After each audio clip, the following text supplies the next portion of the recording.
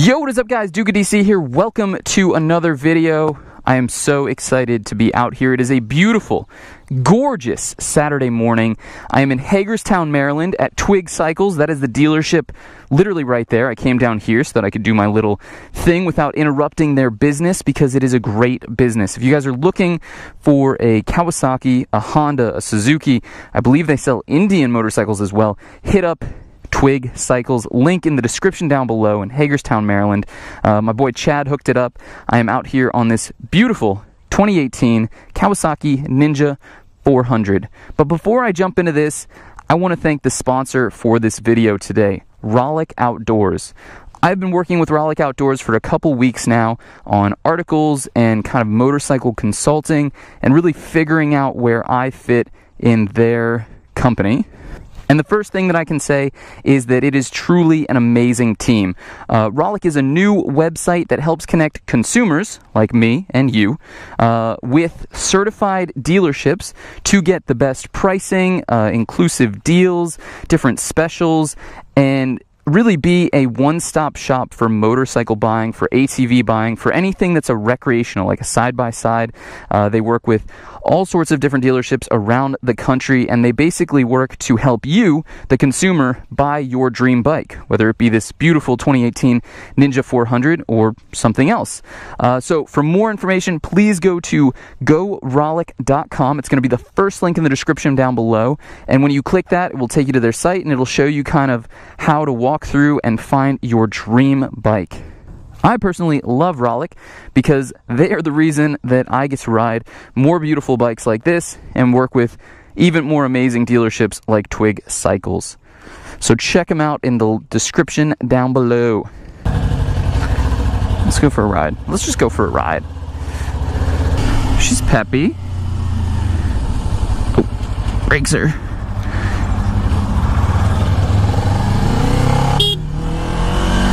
Now I'm riding the bike. You guys have seen the walk around. You've heard my spiel about it. Let me tell you what I feel, how I feel riding it. How does the bike actually feel? So the clutch, everything is incredibly light. Like the bike itself, the 366-pound curb weight is incredibly light, and it feels it. The clutch is light. The only thing that I initially off the bat don't like is the brake feel. I think that the brake feel is lacking a little bit, and you know, I went initially to slow the bike down, and I was coming out of the dealership, and it took a lot more force than I'm used to. Now, of course, I ride a S1000R with Brembos that are actually pretty bitey, so I think I'm more used to the bitey brake. For a beginner, this would actually be a positive because you don't want that crazy bite on your brakes, or else you're gonna, like, you know, possibly endo it, or, you know, just lock up the front potentially. If you have ABS, which this bike does have, you're still not gonna have a great time. So maybe that's good, you know? Everything about this initially just screams easy.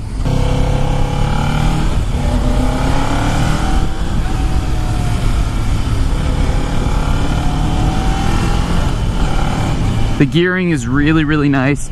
It's a 6-speed transmission, as I said. It's got the 399cc parallel twin that's putting out 28 pound-feet of torque and 44 horsepower. I went to Fuelie this morning just to see what owners are getting as average mileage, you know, on this bike. They're getting about 55 miles per gallon, which is incredibly good. I think it's got, you know, probably like a 3-ish gallon gas tank, so, you know, well over 100 miles, closer to 150 miles, which is great if you consider, you know, I had a Tuono that would get like 80 miles before the light would come blisteringly on and slow me down. The controls are easy to navigate. The only thing I don't like is on this side, the turn signal is a little high, and the horn is also, everything's a little high and up like that. I wish that things were a little bit adjusted this way. I went to go cancel the turn signal, and I hit the horn coming out of the dealership, and that's because I just wasn't used to its position. There is a little bit of buzz in the handlebars. I'm at 5,000 RPM, 40 miles per hour, and I feel it a bit You know, mind you, I go up to 5th gear and that's completely gone, so that just might be a testament of the gearing. But I also think if you were riding this bike at 70 plus miles per hour for long distances, even in 6th gear, above 6,500 RPM, you would start feeling some kind of numbing of your hands, which is not great. The 17-pound weight savings is just blowing my mind. Now, mind you, I've never ridden the Ninja 300, but to save 17 pounds on any bike from year to year, and to increase the displacement and add more features and technology and like nicer equipment, it's mind-blowing to me. The shorter wheelbase, the lighter weight, I mean, the bike feels incredibly nimble. 366 pounds is very, very light for a beginner. I don't feel like I'm too hunched forward. I've got a nice upright riding position. I'm really enjoying this.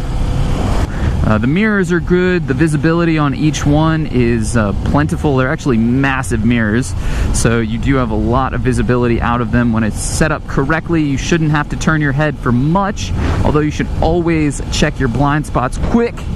Whoop. Very quick. The instrument cluster, incredibly easy to read. I have my gear indicator in the center next to the tack, which is worth its weight in gold for a beginner. This genuinely is, in my personal opinion. Power delivery is really, really smooth, really linear. You know, it feels like it's got a good amount of torque down low to get you off the line, but it's not overwhelming, so that if you accidentally did like that in a lower gear, you probably are not going to go anywhere.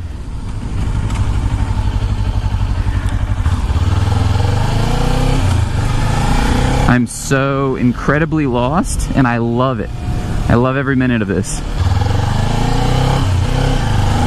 There we go. So in the sun, it is really easy to read, and now I can see that I have a fuel gauge, full tank of gas.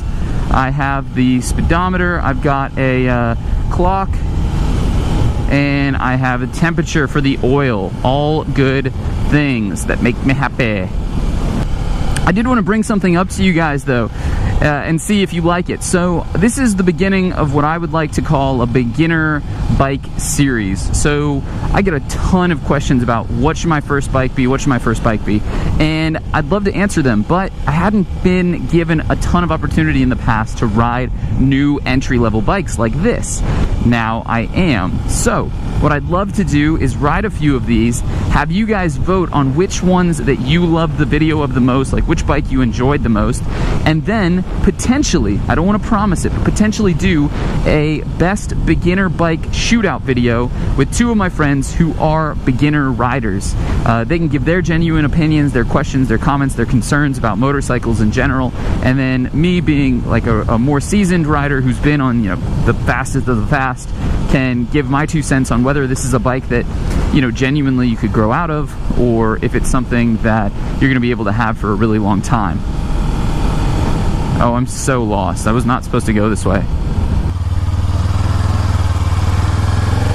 Well, that was easy. I'm really, really happy to be on a Japanese sport bike. I know if you've been watching this channel for 3 years, you know that I've had such a difficult time getting on Japanese sport bikes. So huge shout out to Twig Cycles again in Hagerstown, Maryland. It'll be linked in the description down below if you guys want to check them out. I'm working with Chad today. He's amazing, just cool dude who is letting me take out these bikes that I've never been able to ride before. What more can you ask for? Twig Cycles, right there. Boom, look at that. It's like a commercial.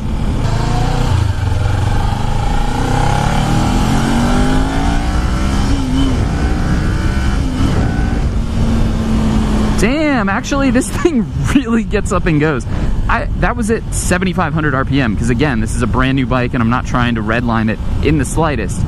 And that pulls, and this thing redlines at 12,000 RPM, you could take this up to.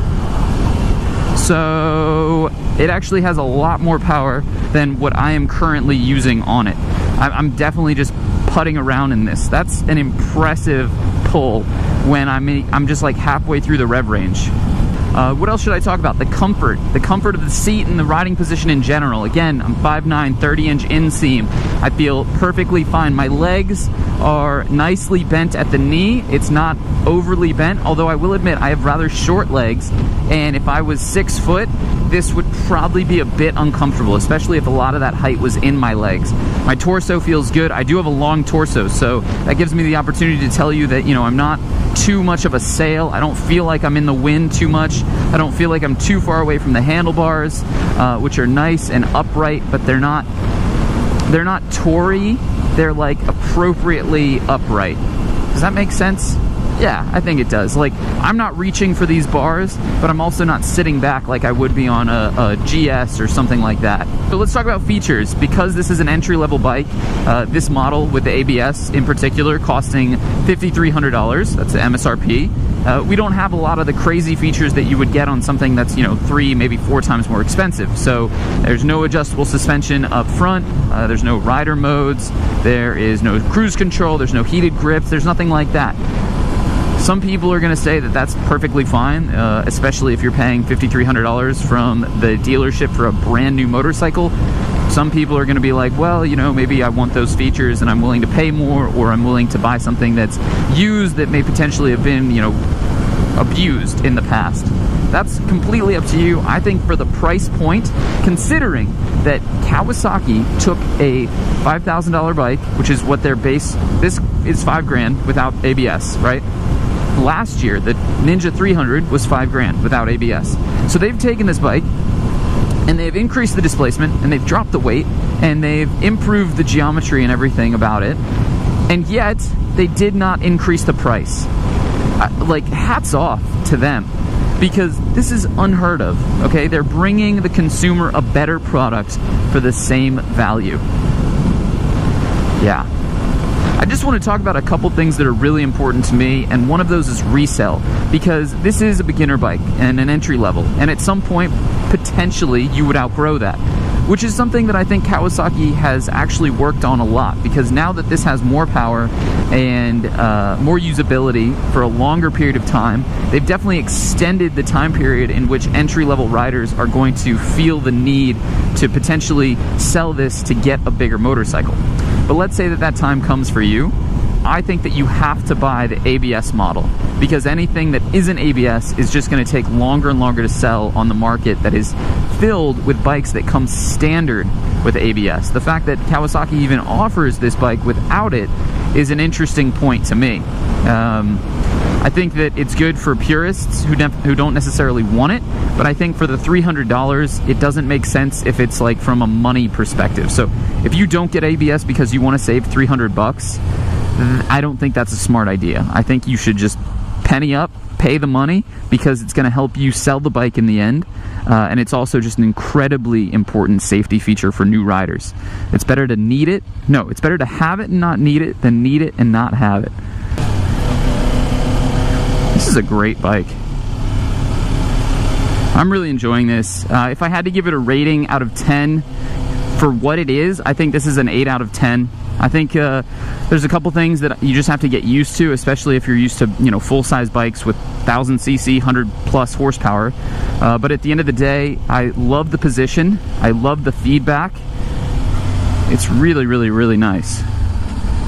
We're gonna take down this road for a little bit because I just want to see what's what. Let's go explore.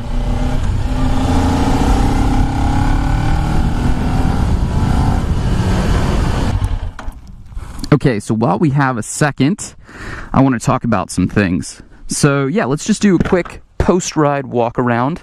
First off, this is the special edition color, so the orange and the gray and the black is special. I don't know if it costs more money for it, might. So if it does, that $5,300 would probably go up like another $200. I'm not really sure, and I don't want to give you guys false information. We've got Nissan calipers on the front. Looks like they're 2 pots, 1 side rotor. It's got the ABS disc there so that you can see. Of course, it says ABS. We've got this honk of an exhaust with this little pipette of an outlet pipe, which is hilarious. I think it looks really good. It doesn't look like a beginner bike. In the showroom, they had this sat next to the 650, and from a styling perspective, they're almost identical. Once you start looking at the engine and maybe, you know, some of the steering configuration, that's where you see the difference. But otherwise, it's a big boy bike with entry-level power and entry-level ergonomics. What more could you ask for? So you got these huge mirrors. You've got this, like, I want to call it a baby Ninja H2 front nose, because it's got that little beak that the H2 has, which, by the way, Twig Cycles has an H2 SX sitting on their dealership floor, and I was like pleading them to let me take it out for a spin. But that's a pretty special bike, and I think that they only do it during Kawasaki demo days. I'm a huge fan. I like the 5-spoke wheels. I like the I actually like this paint a lot. Of course, you would get a tail tidy, you would get a new exhaust, possibly like a double bubble windscreen that was tinted. That would look really, really good. Take off the sticker, maybe some smaller mirrors, and at that point, you've got a bike that's going to look killer. Alright guys, so final thoughts on the Ninja 400 before I bring it back to the dealership. I think it's a really good entry-level bike. I think for $5,300, possibly a little bit more with this special paint, but $53 for the ABS edition, it's a great bike. You know, I generally tell beginners to go with 3 different things. First, lower the amount of money that you want to spend. Don't go out and buy a $10,000 bike as your first motorcycle. It's just not a smart idea, because genuinely you might not even like riding, okay? So this is cheaper than that. The budget is really good. The insurance is going to be low because it's a 400.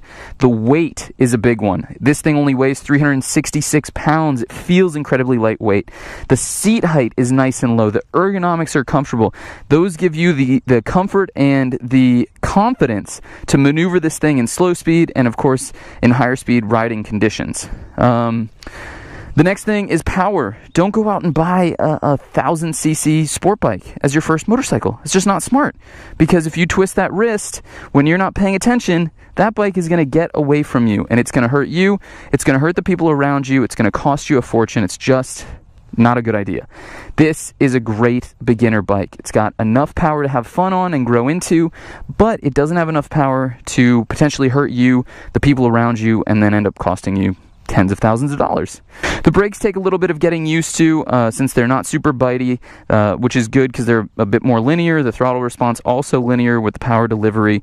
I wish that the controls on the left side were a little bit tilted down, because I just feel like they're in a place where you're going to hit that horn when you try and cancel the turn signal. But otherwise, the styling, the power, everything, this is absolutely a buy in my book.